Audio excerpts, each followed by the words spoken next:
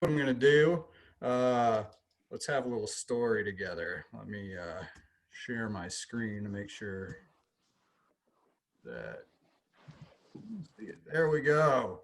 All right. And while I'm sharing my screen, I can't actually see your comments. So what's going to happen is Kay Mitchell, if you have a comment, please share that in the chat box. And Kay is going to come off mute and share it with me. So let's just say that we are all, I don't know, walking through the desert somewhere.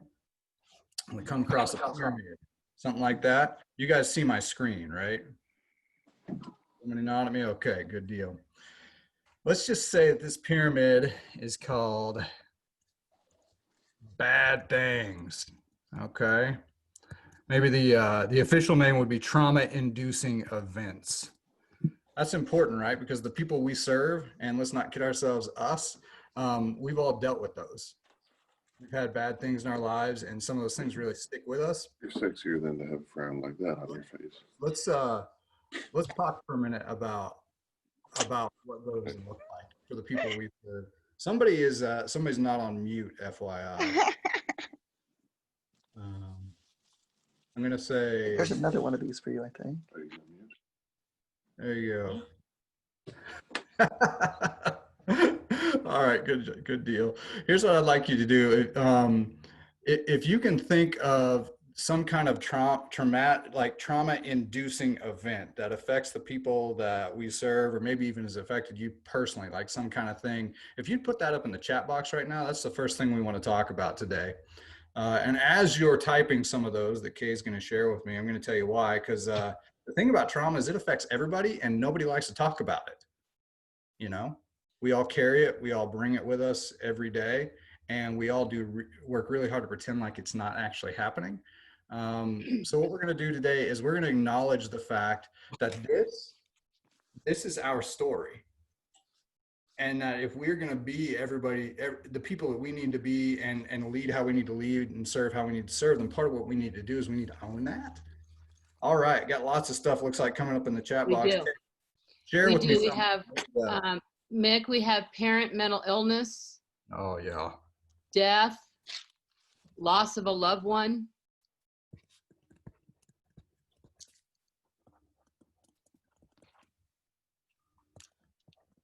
Divorce, domestic abuse,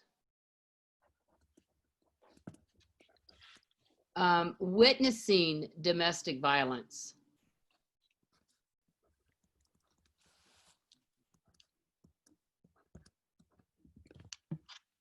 drugs, sexual abuse,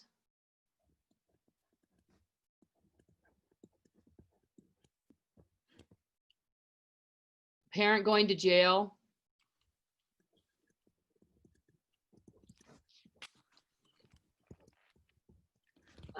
cancer, finances,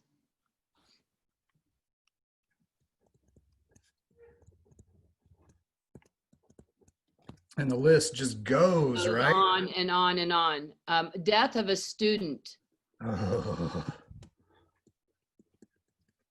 I'm feeling sad just writing these down. Oh, I like this one.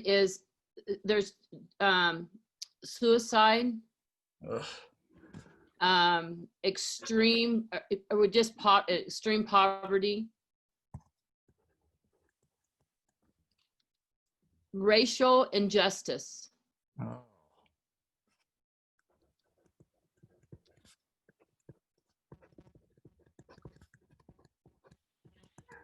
I'm going to take a shot in the dark here and say that this is not the first time this group has encountered some kind of trauma, right?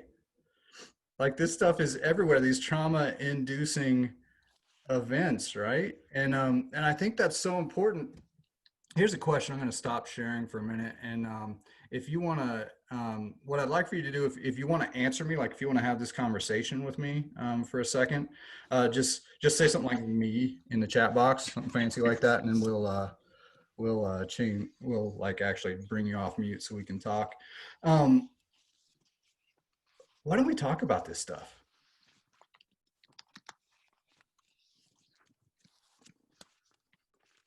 Anybody? Okay, you feel free to jump in if you want to. What is it about these kind of things that are so difficult for us to discuss? Well, I can start. I think that a lot of times that we're afraid that whatever someone else's interpretation of what we say is going to be, or we're going to be ridiculed for it. If we start talking about racial injustice or poverty or a death of a lost one, a loved one, we're not quite, when we start talking about it, some people don't give us the response that we need. Right. And if we start talking about it, then that means we have to start dealing with it. Exactly. Exactly. Who here, looking at that list, if you just want to come on camera and give me a show of hands, who here looks at that list and says, yeah, I feel qualified walking into my job and handling all of those things every single day? Anybody? Well, some of us do it every day. Yeah. And what is that like? What is it like to live every day in a world where this is the water that you swim in? It's hard and it's very stressful, and it takes a lot of self-care, which most of us don't do like we should. Mm-hmm. Well, and it's overwhelming, and the pride and hurt. These are the things that are coming from the chat. Embarrassed. Right. I think it's so important. We do this thing, right? And I don't think it has a bad root, but sometimes it takes us to a bad place. And the thing that we do is we become professionals, right?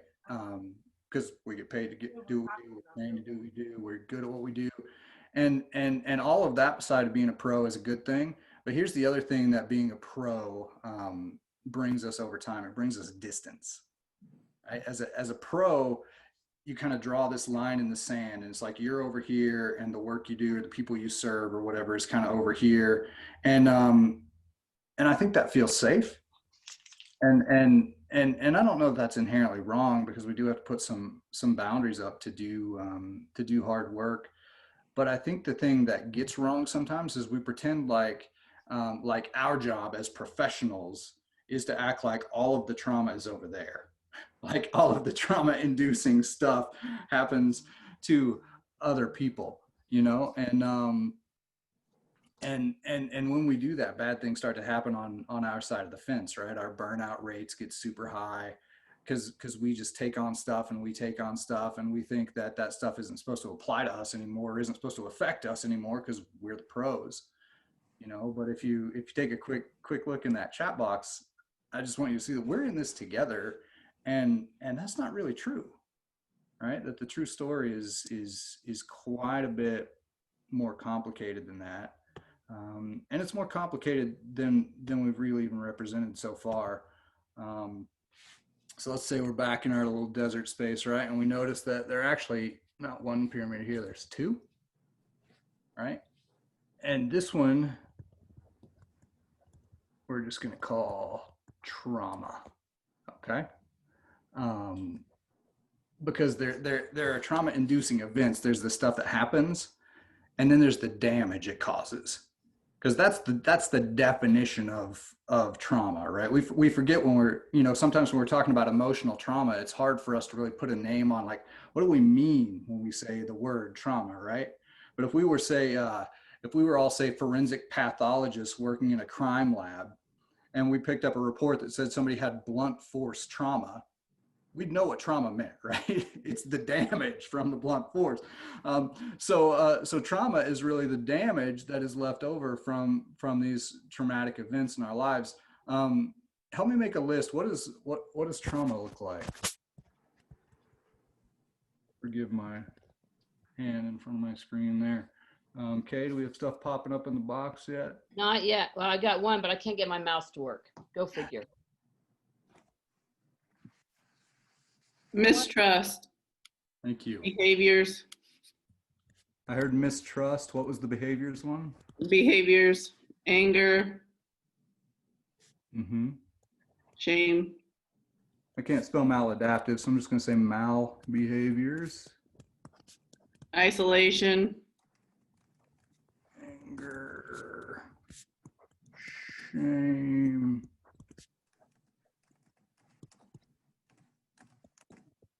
isolation, addictions, addiction,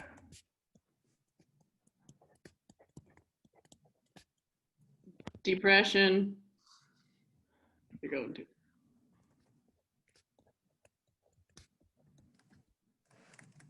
what else? difficulty concentrating,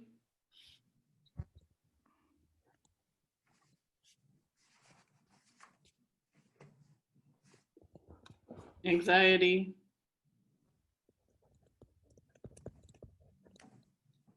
overreactive. Did you get Thank it?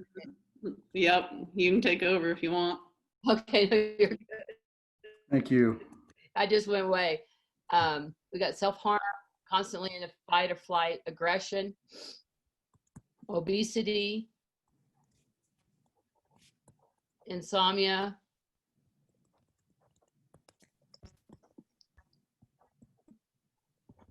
behaviors, hitting, running, too much affection. That's a good one.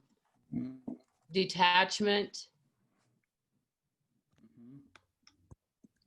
depression, nightmares.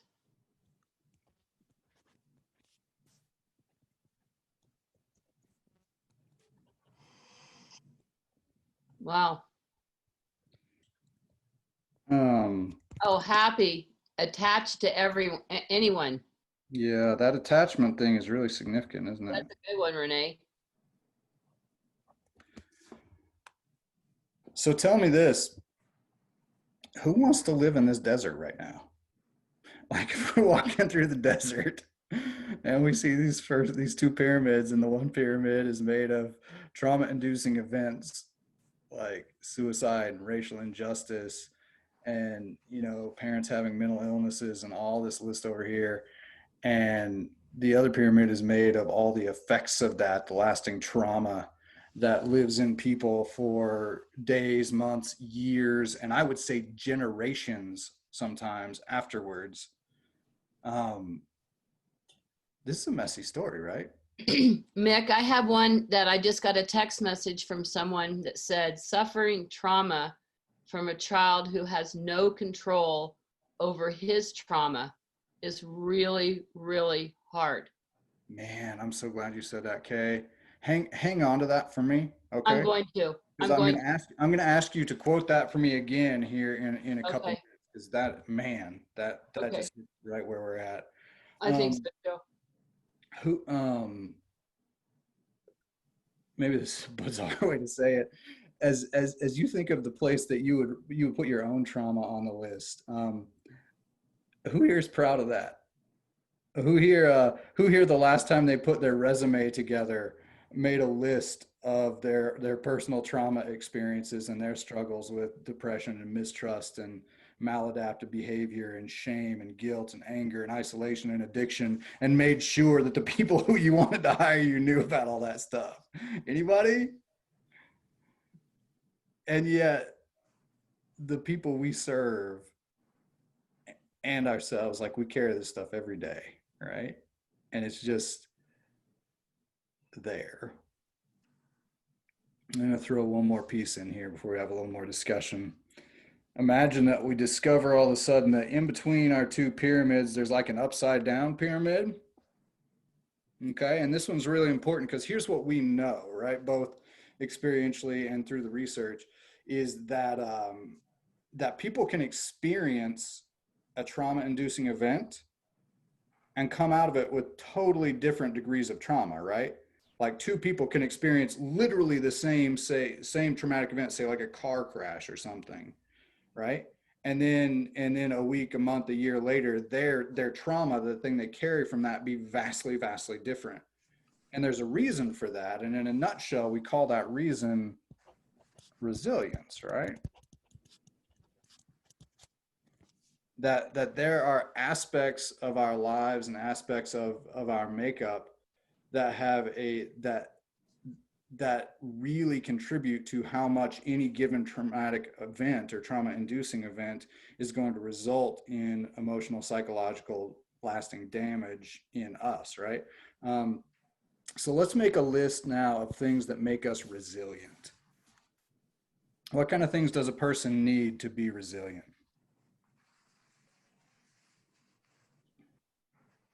Hope, faith,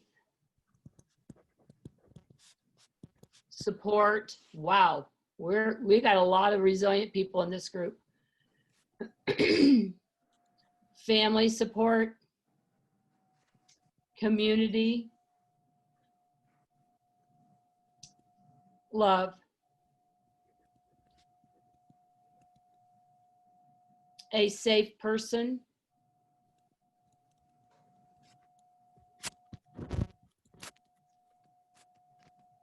positive outlook, hope, got that one, understanding, self-care,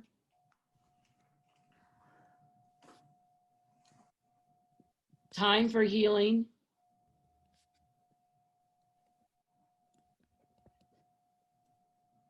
the ability to ask for help.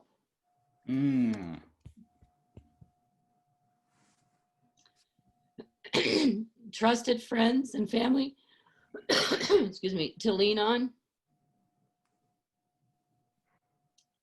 Prayer.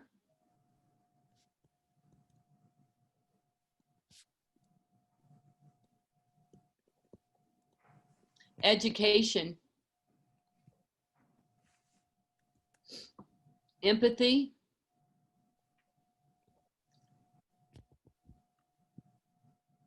I'm going to throw mental health, like positive mental health. Yes, good one.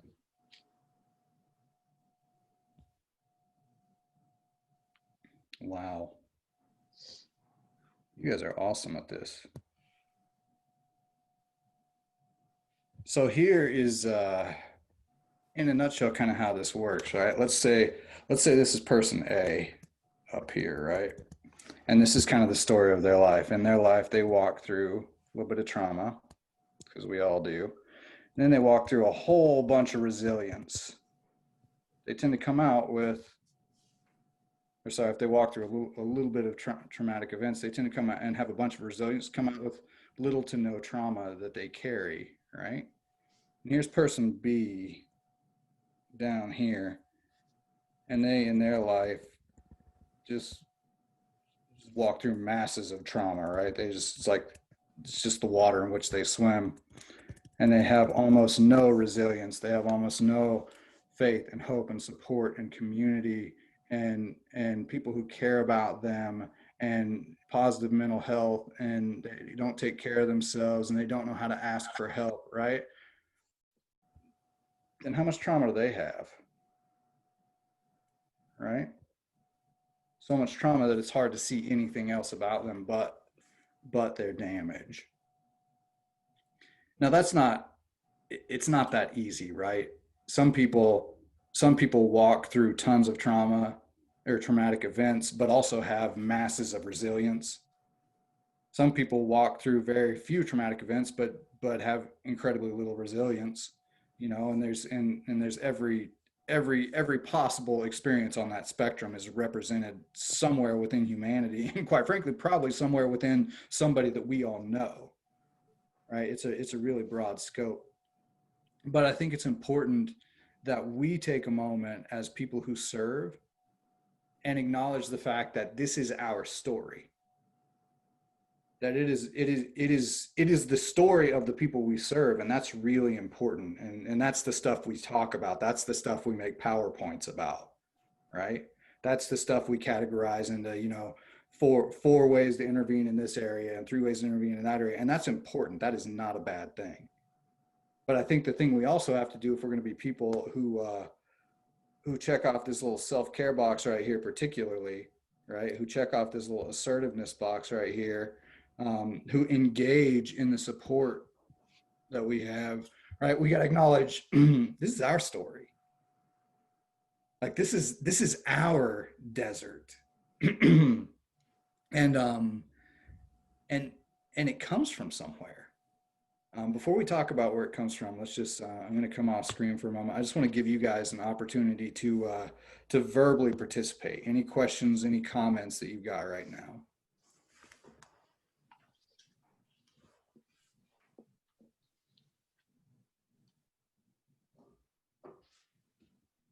I like the listen, not criticize comment, by the way.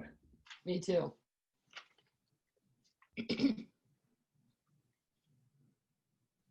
All right. You're all being quiet, so I'm going to keep talking. That's how that works, right? I want to add one more piece to this puzzle. Because sooner or later, if you live in this desert and you see all this stuff, you have to ask a question. And the question is, where does this stuff come from? Like, how can it be that, that normal people living in normal Midwestern life, whatever, can off the top of their heads rattle off a list like this, and could have kept going for days and days. Where does this stuff come from? And I want you to imagine in our little desert here, there's a river, okay? And if we look left and right, we discover that upstream, there are all these little pyramids, and downstream from us, there are all these little pyramids of the exact same stuff, right? And we call this river the river of cruelty. Because the truth is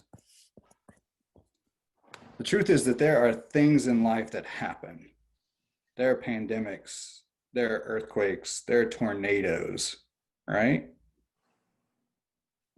But for the most part, that's not what we talked about when we started talking about trauma-inducing events, right? The stuff we talked about would probably be rightly understood as interpersonal trauma or interpersonal trauma-inducing events, things that people do to people.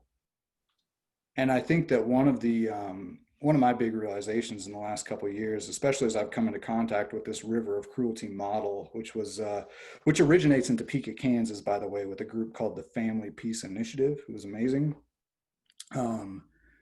is that every person who has ever enacted cruelty on somebody else, they didn't invent that.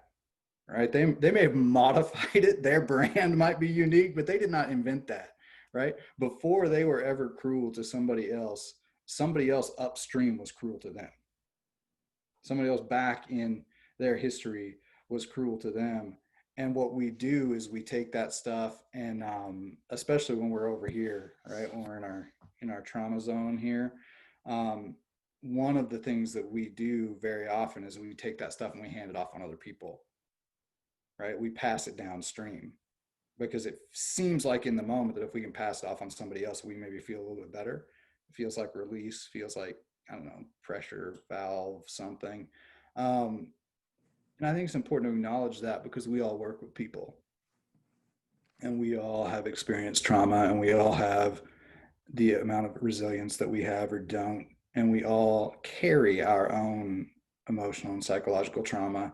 And sometimes we just want that kid to shut up, right? Sometimes we just want that family to know that we're right and they're wrong. And sometimes what we do in those moments is we just pass our stuff down the river, right? And I just think it's important to take a moment as professionals, as people who care about people professionally, in a group of other people who care about people professionally, and just acknowledge that this is a part of our battle, that we also exist somewhere on this spectrum of the river of cruelty, and it's a challenge for us too. So here's what we're going to do today is we're going to talk about three things.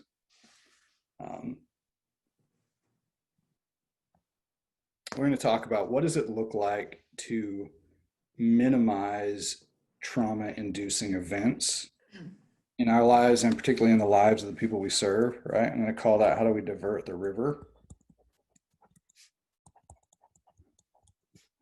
So less of it gets dumped on us. Okay. What does it look like to increase our resilience? And my little verbal picture from that is being transformed from a tube into a kayak. Anybody here ever been tubing on a river? You know what that's like? So tubing on a river is just about the most peaceful way a human being can spend a day.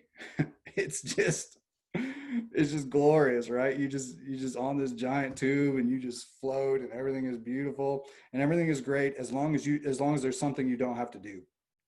If ever there comes a moment where you've got to redirect your tube, and especially if you've got to drag your tube back upstream a ways, instantly everything goes wrong, right? Because a tube, by the way that it's designed, and especially with a person like me sitting on top of it, right? It's not hydrodynamic. Like it catches all of the current. That's what makes a tube work, you know. And the truth is that when we aren't resilient, our lives are the exact same way. That all the current of that river of cruelty, all those traumatic events, all that stuff, like we have no defense against that. It just grabs us and it takes us. But if you've ever been on a river in a kayak, it's actually a totally different experience. Like if you hop off your tube and grab a hold of it in the water, even though a tube weighs next to nothing, it's really hard to hang on to. It just wants to drag you downstream because all of a sudden the full force of the river is kind of working against you. Whereas if you're in the same spot in the river, you can jump out and grab the front of your kayak and hang on to it, and you can hang on to it all day long because the kayak just turns and lines up. It's hydrodynamic, right? The water doesn't grab it. And one of the things that we can actually learn to do in our lives is become resilient. We can become more like kayaks than like tubes. So even when we experience traumatic events, that stuff tends to go kind of through our lives rather than grabbing our lives and kind of taking over our lives. Does that make sense? So that's a long explanation to say we're going to talk about how do we increase resilience in our lives. And even if we do those two things, right, even if we can divert the river, even if we can increase our resilience, the truth is that we and the people that we serve carry trauma, right? So you got to ask the question, so what do you do from there? And I think the answer is we learn to swim upstream. That for me is my my visual of how we process trauma, how we are able to work through our adverse emotions, how we're able to work through the things that we come to believe, right? And those are the three things that we're essentially going to talk about today. We're going to talk about how do you minimize trauma-inducing events in life? How do you increase your resilience? And how do you process trauma and help people process trauma once you experience it? And here's the truth that we all need to own right now is that none of us can handle all this, right? That there's not a person in this room or quite frankly, any room who has the answer for all this stuff. So what we've done today is we brought together 5 people representing 5 different organizations to answer these 3 questions for you. So specifically, I'm gonna give you a quick introduction, even though you're not gonna be able to see them, but you will here in a minute. So in the room today, we've got Kaylee Connor, who's with High Plains Mental Health. We've got Angie Guiety, who's a community advocate for Options Domestic and Sexual Violence Services. We've got Travis Rickford, who is the executive director of Live Well Northwest Kansas. And we've got Sarah Von Felt, who works with Catholic Charities of Northwest Kansas. And we've got Haley Rutherford, who is a child and family for the Western Kansas Child Advocacy Center. And here's what we've brought them together to do. We've asked them to so we're going to break all of you into 5 groups, and you're each going to spend 20 minutes with each of these people. Okay, so 20 minutes and then a 5-minute break, and then 20 minutes and a 5-minute break, all in breakout rooms. And that's where Kayla's about to work her magic and make this happen for us. And here's what's going to happen in those 3 rooms is, or in those 5 rooms, is each of those people is going to answer these 3 questions. And they're going to do it in a conversational way where you can ask specific questions of them to talk about, your situation and the people that you serve in a way that respects everybody's privacy, which is always important. But the questions are, so they're going to answer for you, how can their organization help families and young children limit their exposure to trauma-inducing events? Secondly, how can their organization help families of young children increase their resiliency? That second part. And thirdly, how can their organization help families of young children process emotional trauma that they may be experiencing? That's the third part. So all of that is going to start happening pretty much right now. And in addition to that, we have a folder that we've created, a shared Google Drive that has some documentation that several of our presenters have put up, and that's going to be available for you for the foreseeable future, not just in this moment. So that's going to have, documents about how you can get a hold of people, and there's some really cool stuff in there that the presenters will probably mention. And even if they don't, when we give you that link, be sure and go in there. Hi, how you guys doing? Good. Good. All right. Well, welcome to the wrap-up phase.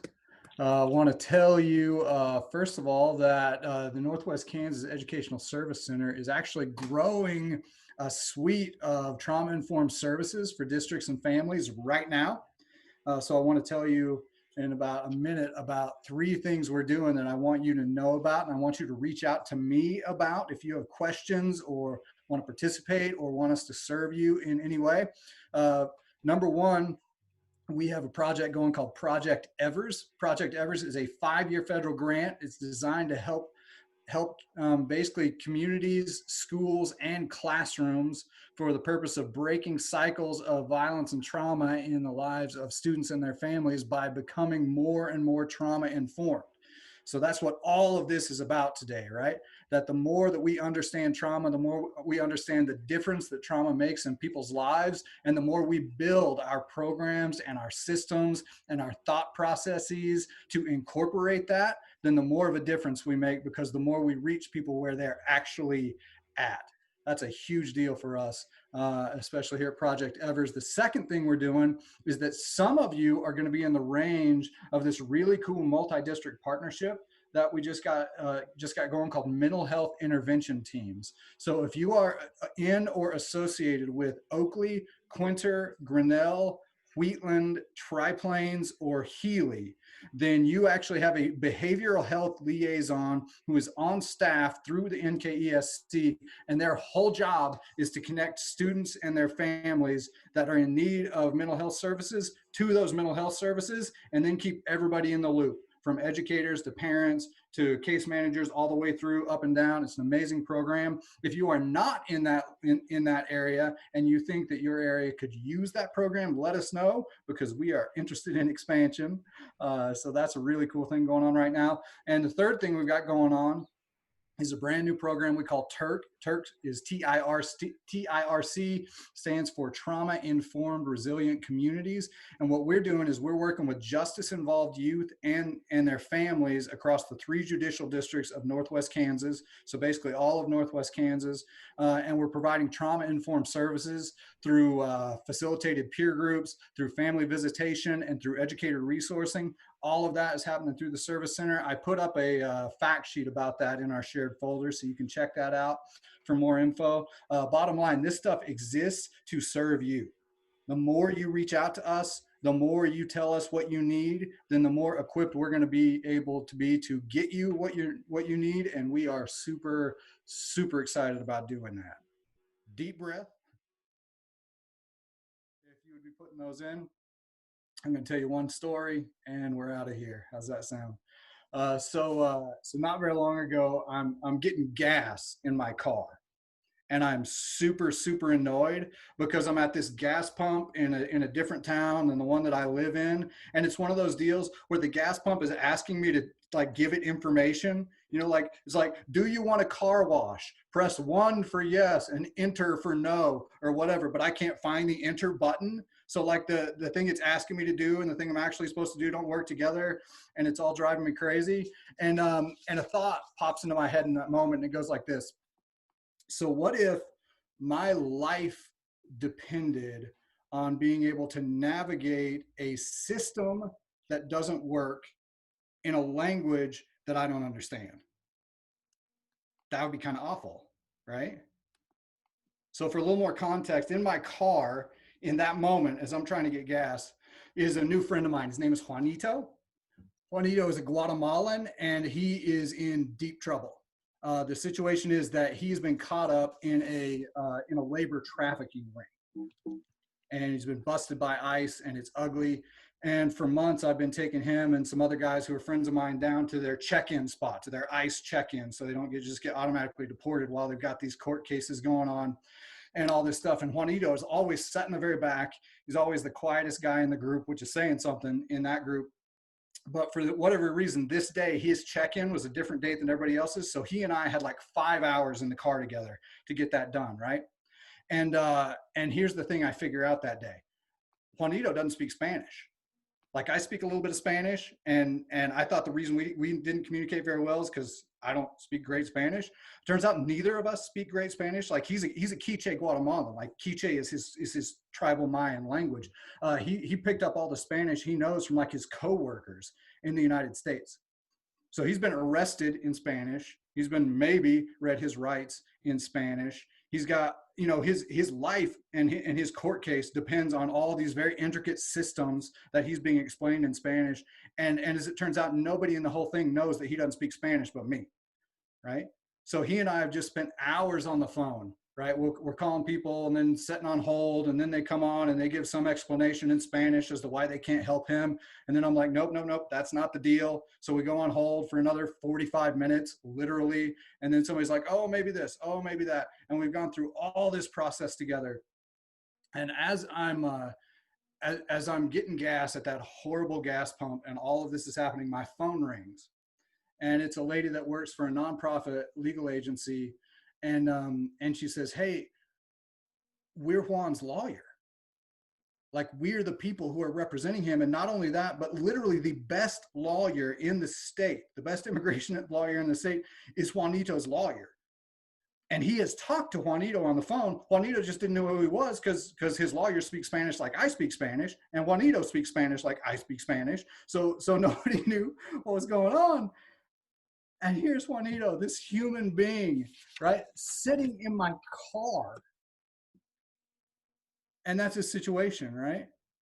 That his life depends on navigating a system that doesn't work in a language that he doesn't understand. And here's why I'm telling you that story, because I learned something in that moment. What I learned is that advocacy matters. That to step up for somebody who cannot step up for themselves matters. And I'm excited to be in this room today because every one of you has the ability to be a powerful advocate for children and families who desperately need one. And you're perfect. Number one, you speak the language. We don't think about that. Mental health is its own language. Education is its own language. Criminal justice is its own language. All the stuff, education is its own language. And you speak it. Number two, you are connected. And hopefully as of today, you're even more connected than you were before. That for all that stuff that you wish you know but don't know, you have one more person to call who maybe does know. And that's a transformational, that's like a superpower, both for your own resiliency and for your ability to serve other people. And number three, and this is the absolute most important one, you care. And I just want to say to you, may God bless you for caring. Thank you for the time today. I'm going to stick around for a bit if you want to talk to me. Otherwise, you are free to go.